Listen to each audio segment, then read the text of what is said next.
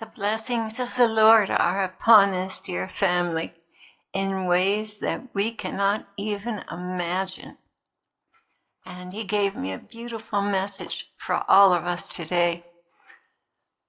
I was in my private prayer time, and the Lord said, I do want to speak to you, which means come and sit at the computer and listen.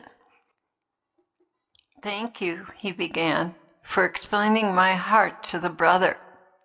All of you are so hindered by your harsh concept of me that it is a mighty work of grace to establish you in my real care and concern for your struggles.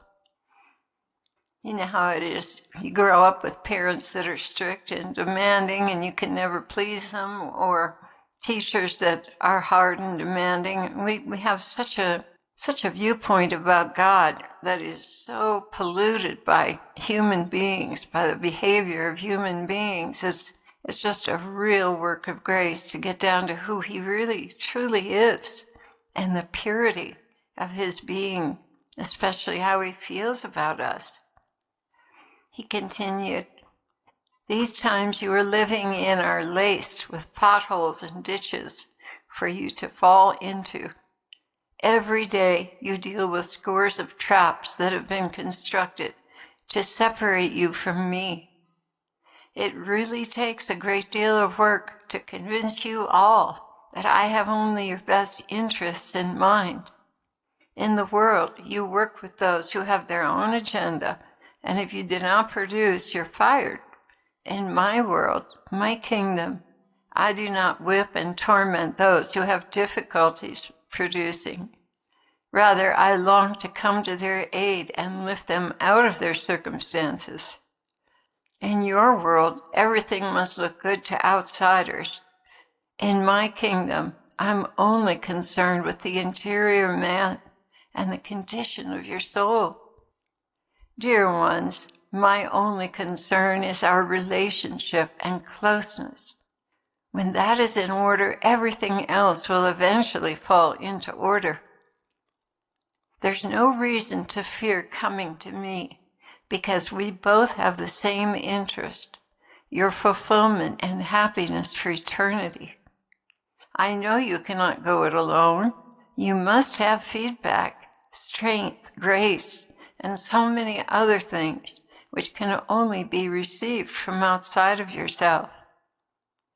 So when you fall for Satan's lies, that I'm a harsh taskmaster full of condemnation, you short-circuit what should have been a life-giving relationship with me, your God.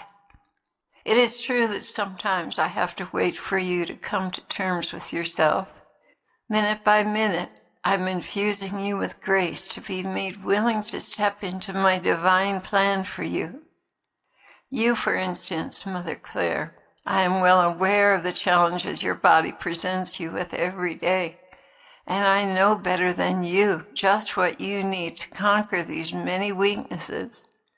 Yet I also know your weakness of resolve in certain areas. Do you think I ignore that every day, beloved? Whether you're aware of it or not, I am slowly infusing you with grace to be made able to tackle those things until you become aware that it is doable. I do not rush you. I wait for your cooperation, continuing to strengthen you as I wait. Do I grow impatient with you? No, never, because I understand and love you deeply. I want your cooperation to be totally organic from your heart, from your love for me and desire to please me. And at that point, I just had to say something. Oh, Lord, I'm ashamed of myself when it comes to things like food, because I'm not yet willing to give up certain things. Jesus replied, yes, but you've given up other things, and with that I am pleased.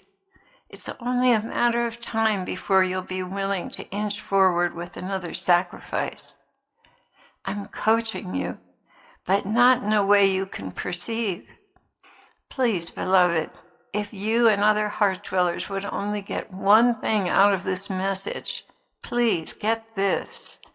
I have no ulterior motives in wanting you to correspond to my wishes, because those wishes are the fulfillment of your lives and happiness. I know what will bring you happiness. I know what will bring you great joy, and I know that the road is steep and painful to reach that joy. But I promise you, I'm helping you every day to make steady progress. I have not given up on you, not at all. Please don't give up on me. In the meantime, you must settle yourself with your imperfections and come speak to me in spite of how poorly you rate your performance. Do not withhold your time with me because of shame. That is precisely what Satan is hoping for, that you will feel so degraded that you will not even try. And you hurt me when you swallow the lies that you are not worthy, that I don't care, because I'm disgusted with your performance. You should know better. You should know me better than that.